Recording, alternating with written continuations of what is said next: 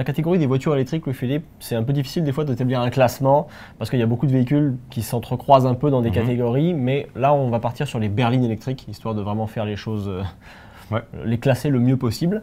Et dans cette catégorie-là, c'est une nouvelle venue qui prend la première place directement en arrivant, c'est la Hyundai Ioniq 6. Ben, la Ioniq 6, qui utilise la plateforme EGMP qui est partagée par Kia puis Hyundai, puis une plateforme qui est quand même très compétitrice. On a vraiment quelque chose, on est arrivé avec quelque chose qui recharge vite, qui est très performant également, puis surtout avec des rivaux comme Tesla, qui sont des pionniers dans le domaine. C'est important d'arriver avec ça. Puis c'est pas tous les constructeurs qui sont capables de se vanter d'avoir fait une bonne plateforme électrique en ce moment.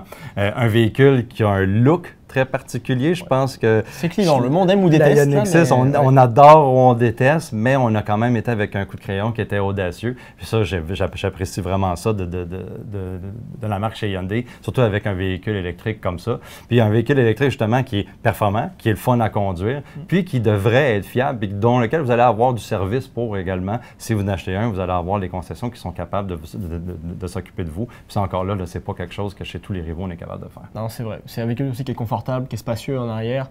Donc c'est vrai que elle cumule les bons points en fait cette voiture-là. Et elle est en première place. Et en deuxième place, c'est vrai que là on a un peu fait parler notre cœur plus que la raison avec la BMW i4. Oui, la BMW i4 qui est un véhicule extrêmement le fun à conduire. Puis ça, c'est quelque chose que chez nous, les chroniqueurs, mais également les gens qui sont des amateurs de conduite ont peur, c'est qu'avec l'électrification, l'agrément de conduite soit compromis. Puis je pense que chez BMW, on a fait une plateforme qui était digne un peu du nom BMW, puis de la sportivité qu'on recherche de ces véhicules-là. Avec la i4, la berline, on ne se trompe pas. C'est le fun à conduire, c'est souple, c'est performant, puis ça garde un peu, tant bien que mal, l'esprit un peu de la marque BMW puis de la berline qu'on s'attend d'une berline allemande. Ouais, c'est le fun, ça se conduit bien. Par contre, les prix montent vite, donc attention à ça. Et certaines versions ne sont pas éligibles au rabais, donc il faut faire attention à ça aussi, parce que quand on monte vraiment en gamme, on est beaucoup trop haut, on est à 80 000 et plus là. C'est qu'on n'a plus les rabais gouvernementaux qui atteignent quand même 12 000 $ pour les autres véhicules, pour la Ioniq 6 par exemple. Donc ça fait aussi une très grosse différence au moment de signer son chèque. Ça fait quand même un gros manque à gagner si on n'a plus de rabais du tout. Donc c'est vrai que dépendamment des versions de la i4, il faut faire attention à ça.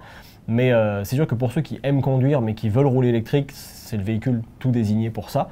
Et en troisième position, c'est une voiture auquel le monde ne pense pas forcément au premier abord, mais qui nous a beaucoup séduit, c'est la Polestar 2.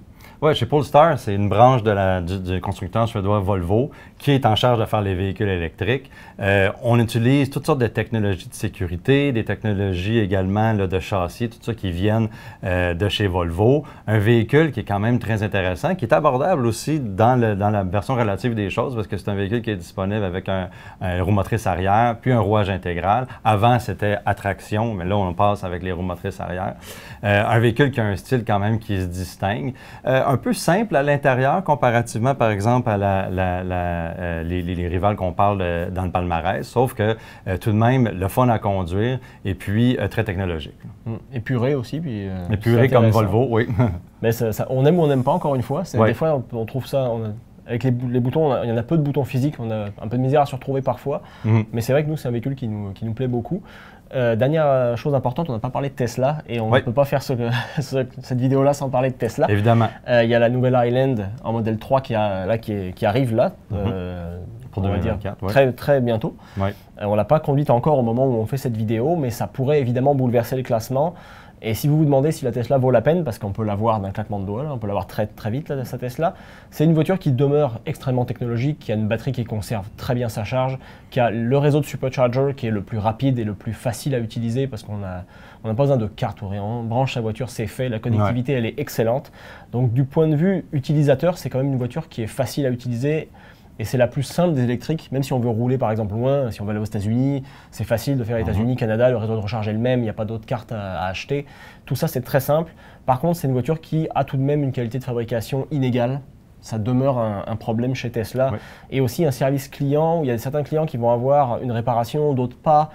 Donc c'est quand même un peu moins facile. Et puis on n'a pas de concessionnaire, comme chez BMW ou Hyundai par exemple, où là effectivement c'est des centres de service ou des personnes qui vont venir chez vous réparer les affaires.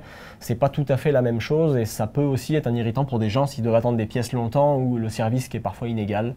Donc la Tesla, oui, c'est un bon véhicule et ça demeure un véhicule très techno et le fun à conduire aussi d'ailleurs, une Tesla. On attend la nouvelle Highland pour se faire une idée plus précise pour 2024 et 2025. Mais dans tous les cas, ça demeure un véhicule intéressant, même si pour nous, Ioniq 6 demeure la meilleure dans cette catégorie-là.